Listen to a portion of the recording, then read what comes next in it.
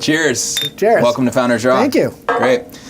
Jordan, we're here at Northeastern University and at the Tech Northwest event presented by WTIA, and just want to chat with you about your founder experience and some of the war stories as well as the successes. So if you could briefly maybe take me back to your first and earliest experience, maybe your first company, and describe what that experience was all about. Sure. So actually, I'll go back a little bit before the first company. I was at the United States Merchant Marine Academy, which is a federal academy you have to get a congressional appointment to and all the rest of it. And they had just finished building on the campus of that a $50 million bridge simulator. This was 1978. And it was this really cool thing with graphics that like your pocket watch can do better than now. But it was this, bridge of a ship, and it taught not us students, they never let us touch it, but experienced captains how to navigate. And I saw that thing, and I was like, damn, that's the future of entertainment. Mm-hmm. And I'd been a role-playing game geek since I was 15, and I was like, damn, if I take role-playing games and use that technology, then I could really open up the market for what it was. But instead of spending $50 million on a giant mainframe, I'll bet if I put, wire enough Apple IIs together, I could do that. Yeah. Okay, so you can't do that with enough Apple IIs. So I did what every logical person would be. I immediately dropped out of school and went back to Chicago, and there was no such thing as networks, so we actually had to serially connect Apple II motherboards together, which is a good way to fry Apple II motherboards. And then I went out and tried to raise money with my business plan for building these what later became location-based entertainment centers. Retail the facilities that people could come and buy like tickets and play these incredibly immersive games. And everybody looked at me and went, you're a college dropout and you're talking about crap we don't understand at all, because there is no such thing as network games. Are you saying like the investors? The investor community was just like completely dismissive, appropriately so probably. Yeah. So I kind of slumped back home and said, well, maybe I can take some of the ideas and apply them to the role-playing game industry. So I had been drawing up all these deck plans for the spaceships that we played our local, games on, and I took those around to game shops and said, hey, could you sell these? And they said, yeah, we could sell those. So I went down to the equivalent of Kinko's and put them in Ziploc bags and started selling them door to door, to game shops, and then asked them where they bought the rest of their games from, and kind of then discovered, this was before the internet, so research had to be kind of door to door, kind of rebuilt a map of the distribution network, and then started sending it to distributors. So it was a $300 total investment to start the company. My parents, of course, were overjoyed that I had dropped out of college and was spending time starting this company, but it was lucky enough to grow quickly, and then about 3 years into it, actually, the company had grown to the point where I wanted to bring in kind of a day-to-day business manager so that I could continue to focus on the game design and story development, and not all, because now we had like 15 employees and it was, And so at that point, you had 15 employees. Was this all organically grown through? It was, kind of self-funded, bootstrapped? Yeah, it was all bootstrapped from from a $600 investment, $300 from me, $300 my partner. Wow. And just kind of grew, as you said, organically. And, just to tap into that a little bit, you said a really key point, which is distribution. And I think what I noticed times have changed now, obviously, but specifically, whether you're on the mobile, you're on the PC, you're in like board games in the real world, you have to figure out distribution or the business is over. Like you have to figure out a way to spread your product into the hands that people are going to buy, right? True. I think nowadays in digital, the challenge isn't so much distribution as awareness, right? Because distribution, which was forever until really the last 5 years, an enormous limiting factor on how much product reached marketplace. Yeah. Because it had to move through this very narrow distribution channel. But once it moved through that distribution channel, your awareness was relatively high because there was so little product that made it through the channel. Yeah. Now, everything makes it to the channel, right? You've got 500 million apps that you're, that you're competing against on a shelf that, displays 10 things a week. Yeah. Right. So your real challenge now is not, at least on the digital side, isn't distribution. It's awareness, and awareness is really, really hard to get and expensive. Yeah. And is that marketing? I mean, is that what you're saying, or is it, I mean, obviously there's a few things, but awareness to me seems to be marketing, seems to be branding, seems to be like you got to be top of mind, right? Like, there's only a few apps that we're going to interact with on a daily basis. I mean, Apple and Google only feature a handful of apps in their store, right? And so if you're not lucky enough to be one of those, you have to be able to have, generated enough interest that starts to spread from person to person, unless you've just got a big budget for acquisition. Customer acquisition, which can be very expensive and keeps getting more expensive. And we're going to bounce around a little bit, but what are you seeing now that, that startups are doing the right things in awareness and marketing? What do you see? Well, I think the key advice I always give new startups is think small. Find a niche audience that you truly understand, and you know where they live, and you know how they think, and you know what movies they watch, and what when they stream, the last episode of Breaking Bad. You are you are them, and if you know where they live, you can then reach them cost effectively because you've narrowed that scope down to someone you can really identify. And then you got to build your initial business off of the cash flow capable generating from that niche audience, and then start to grow. Right? If you go out really broad, where this game or this app is for everyone, you can't afford to reach everyone, and you're just lost in the noise, totally right? Makes sense. So it's like, back to Zuckerberg and Facebook, man. This was not just for college kids. It was even narrower than that, right? This is for a subset of a subset of a subset within the college student. Initially, and then you start to build to all college students, and then beyond. So, and I think that's exactly the model you have to do. And so you've had success in Kickstarter, and I'm very interested not only in the future of what that's going to present, but are you seeing that that's a way to actually create awareness and early customer? Yes and no. Crowdfunding is an awesome tool because it does give you once again, it kind of democratizes the funding, just like development, just like distribution is democratized by digital platforms. So I don't have to make my case to investors that a consumer will eventually be interested in this, right? Or make my case to a publisher that a consumer will be interested in it. Now you get to go make your case directly to the consumer. And if the consumer expresses that interest, they're able to help you create the product by effectively pre-buying it in a way. It is also, just like distribution, a very crowded marketplace. Right? And so you have to market your crowdfunding just like you would market a product. Right? And you have to identify that audience and work with it. So Shadowrun, which is one of the games we did on Kickstarter, I did that game originally 25 years ago at that very first company. And it was lucky enough to be a big hit in that era of pen and paper role-playing games, and generated 100 novels and a couple of hit video games in the 90s, and then went dormant for a couple decades, or a decade and a half. And so then when we were able to bring it back on Kickstarter, there was a very large fan base. Slightly aware, at least. Oh yeah, I mean, they remembered it from their childhood, or they had been exposed to it, and so that is how most of the really big budget things have been done in the content side.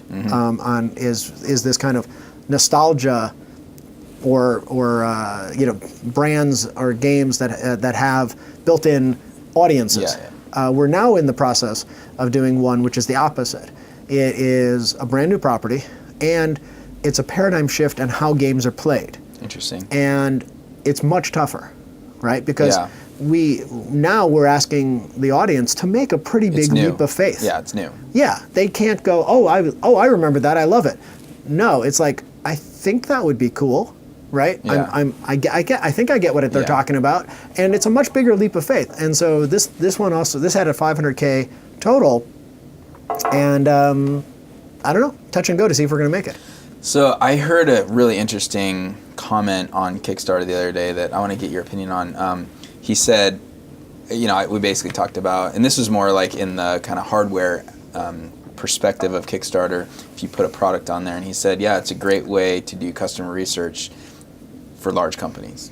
And large companies are watching these small little startups put a product on there. They're watching the response, and then they say, "Oh, well, we'll just put $10 million." People are interested in that. So, what do you think about that?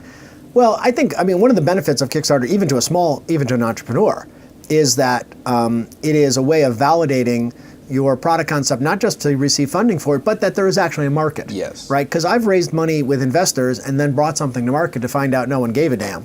Right? So yeah, the investors' money got burned, but a year or more of my team's energies got burned, which has real value too. Absolutely. Right? So in some respect, you'd like to find that out ahead of time, and crowdfunding is a way of gauging audience interest. Now, I agree with you that larger companies could be indeed, looking at it as a giant petri dish and seeing which things are catching on, and then deciding to target their own R&D dollars into something that they're seeing a lot of enthusiasm for.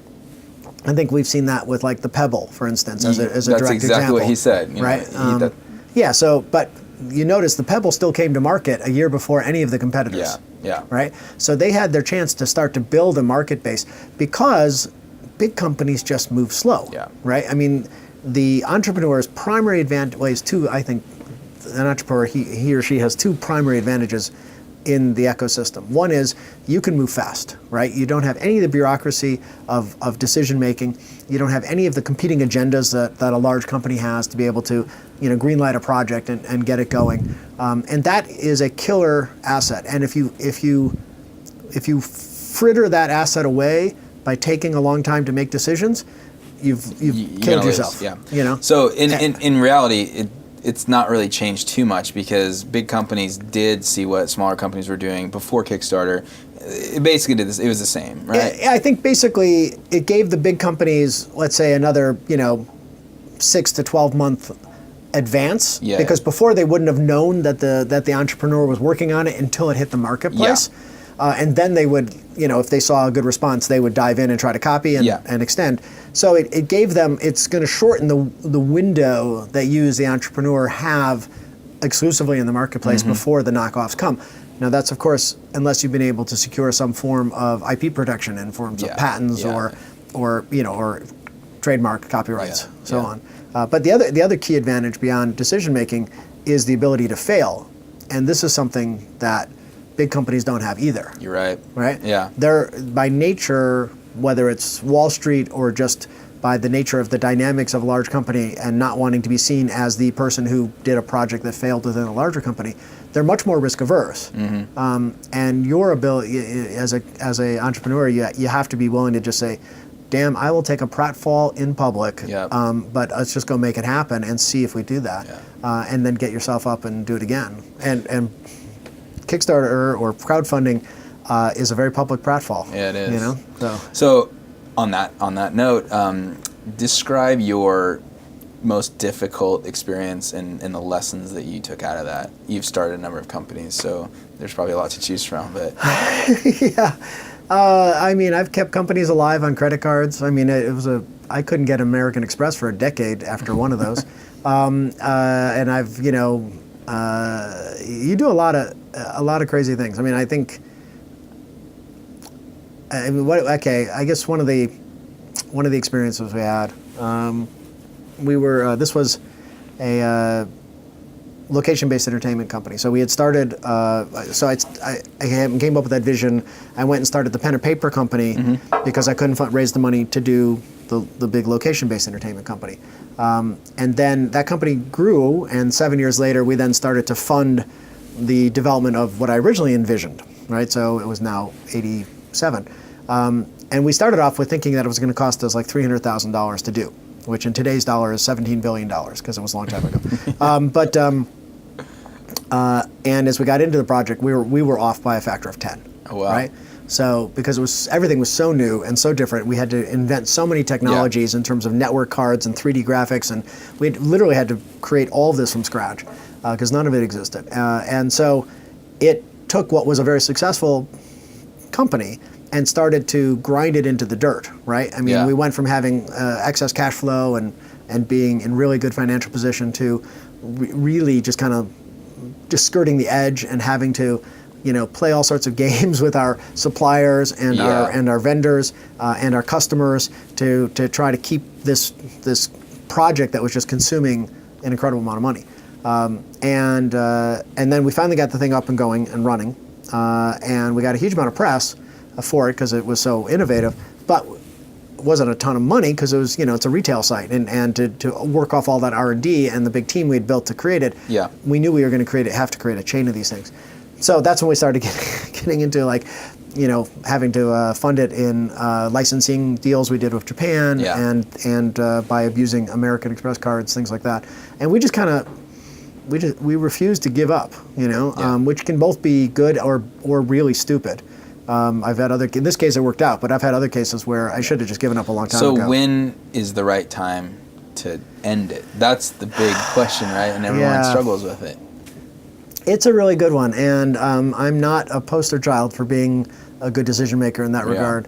I think it's hard to be honest with yourself about when the right time to pull the plug is. And I have, I've buried several companies, and we say the difference between a serial murderer and a serial entrepreneur is that the entrepreneur has more corpses in his wake. But yeah, so I've had to, shut down a number of them.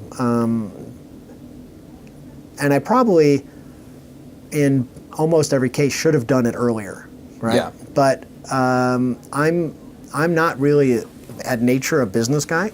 I'm a product guy, and I fall in love with my products because that's where the passion to make them comes from. Yeah. And so I don't give them up as easy as I should. Yeah. And I should walk away earlier. And I don't know if there's a right answer, right? And it's dependent on the person. It's dependent on the timing. But what's great now is things are so much faster. Everything is faster. Yeah. Not only technology, but you can test in using some sort of crowdfunding platform. There's all these tools. You can test and iterate quicker. Absolutely. And then quicker that, maybe it's not going to work, or it's time to shut down, or... Right. Well, and if it really depends on what your business plan is, right? I mean, if your business plan is based upon, there's going to be this big viral spread of my platform or whatever it might be, and you've gone at it 2 or 3 times and you're just not getting that viral spread, well, then right? Okay, and it's time to pivot. I was involved with a company. We did exactly that. I was an investor and on the board. I wasn't the guy running it, but we had this great platform that we really thought would be a great viral content tool, and it was, but it just didn't get that spark. The audience didn't take to it and start to virally spread it. So we finally, after about a year, realized, you sit down in the room and go, well, what did we build? What do we have? What asset asset came out of this? And we realized, the content spread isn't going to work, but there's a great tool here for analytics of content. Yeah. And so we pivoted the business to be a media analytics tool, which actually then did well and got bought. Yeah. Okay. So sometimes you got to look in the face and go, absolutely, time to take a left. And I write about a lot of the entrepreneurs. I write quite a bit, and this entire focus of Founders Raw is about entrepreneurs. And knowing your history now, entrepreneurs are they're just flooded with ideas. And how do you go from your experience? How do you go from idea to commercialization, or maybe idea, product, commercialization? Because we all have great ideas, we all think about them all the time, but how do we bridge that gap? From this is so cool to here's what it is. Yeah. Well, I think, to me, I think most of my stuff comes from creating what I call the box, right? So I will look at a market, or I'll look at a product or a customer group, and I'll start to say, well, what's missing, right? What can I solve for here? Because if you can solve an existing need with a product, right, then it's a stronger and easier sell than trying to convince something new, right? Yeah. If you can say, well, so for instance, one of the companies called WizKids was born out of watching my 2 older boys who had saved up all their money and went out and bought a very complex miniatures game called Warhammer, right? Because the figures were so cool, and they wanted to have their big battles on the table. And they bring it home, and they couldn't do any of it, right? They couldn't assemble the figures, they couldn't paint the figures the way that their imagination was, right? Because they were 10, Yeah. And the rule books were big enough to beat the hell out of each other with, but there was no way they were going to read them, because they were several hundred pages. It was and I realized, wow, we're missing a huge opportunity, right? That there is in that industry, Yeah. that if we could make those more accessible. So I sat down and kind of literally drew the box and said, all right, kids want this, faster playable, immediately playable out of the box, blah blah blah. Retailers, because you have to think about distribution of stuff. Exactly. What do retailers want? Right, because retailers, those same miniature products are really difficult for retailers because they take a huge amount of linear space, right? And the turns on each SKU are very low, both of which are killer to retail. Yep. So anyway, just created that box of all the needs, right? And then spent months just working on different solutions to solve the box. And then once I solve the box, that's when the trouble starts, because now I have to make it. Yeah. Right, and that Committed.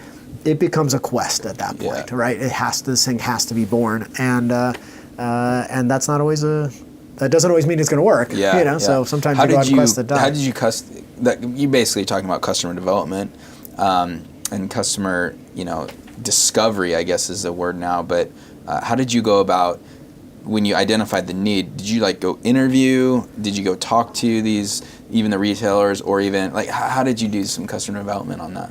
Well, so to make the box, right? One was observation. So with consumers, in this case, people who are playing the games. Yep. One is interviews with retailers about the challenges they have, marketing and shelving and ordering Yeah. games. One is with the distributors who sell to the retailers, right? Talk to them about the challenges, right? And then the last one is production.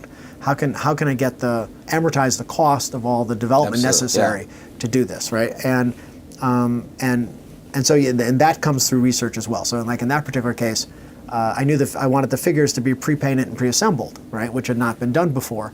And I'd seen these beautiful action figures that were hitting the market for $8, and I was like, well, damn, if they can make those, right? How do I make these? Mm-hmm. But I didn't know anything about that business, about how to make them, and so I reached out and found a company that was making really high quality ones, but that wasn't huge. And I said, how would you like to be a university?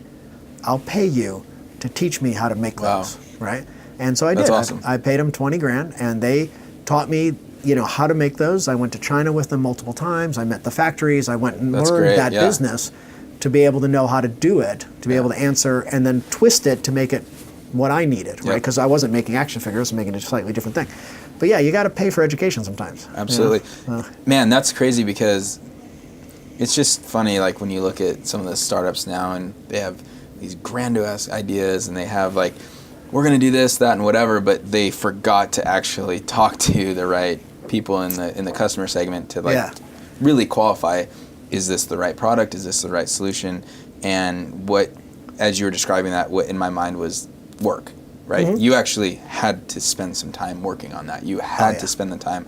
And sometimes I think we forget that sometimes it's hard work to even prepare for building that product. Absolutely true. Yeah. Absolutely true. And then again, how do you get awareness, right? Mm-hmm. So in that particular case, with that same company, just continuing that example, we built a volunteer network.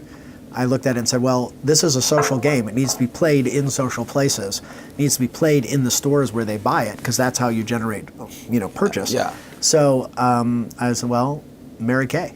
Right? Oh, wow. I mean, that's how. So I built a network of volunteers who got passionate about the game, who would go out and demonstrate the game, and who were rewarded for doing so. Yeah. Right. Just it's an army. Exactly. It was an army, Yeah. and it was an army, several thousand person wide army running That is 30,000 events a month at our Yeah. peak. Oh, that's cool. We didn't pay them. We gave them, in-game things, because that's what they were passionate about. Yeah. Right. But yeah, again, that's kind of start with that niche audience and build from there. That's so great. That's so great. So we're about to end here, but what, it sounds like you do some advising and some investing, and you work with probably younger and early stage founders. Yeah. What would be one piece of advice that maybe you find yourself saying this repeatedly, or just something that, you wished you would have heard when you were an early stage founder? What is the one thing that jumps out that's think about this? Well, a couple of things I think probably come to mind that I hear myself talking a lot with early stage founders. One, really think about the structure of your company, right? The term partner gets used way too casually. Probably. Right? Yeah. And who should be an owner, who should be a partner, who should be an employee, right? Those relationships need to be well thought out and codified early. Yes. Not expensively codified, but just codified enough so that you don't end up with really expensive arguments later, right? In case of success. Yeah. It's kind of like, a little bit of preparation avoids a lot of problems later. Yep. So think about that in terms of, what are the critical, and identify what are the roles everybody's going to play, and make sure that everybody's expectations of what it's going to take are on the same page. Because giving birth to something is messy and painful, right? And we just ask your mom. And you have to make sure that everybody who you're bringing in at that level has the same level of dedication you do. Yeah. Otherwise, move them to the next category, So that's one thing. Make that really clear and concise. Two, as you just said, do your homework, right? You got to go out and research every aspect of this business that you can think about, and then present your business to people, and not to the investors yet, but to advisors or other people in the industry, to learn and have them discover the places you haven't done your homework yet. Absolutely. So you go back and do more homework, and then if you do get funded, don't spend it. Right? I just heard that today. Yeah. I mean, it's just hold on. Yeah, I mean, you don't need a fancy office. No. You don't need fancy, furniture. You don't need fancy computers. Well, maybe one or two people might need fancy computers, but just just make sure that Spend wisely. Spend wisely. Be careful. Make sure that every dollar is, as they say in the movies, every dollar's got to show up on screen, right?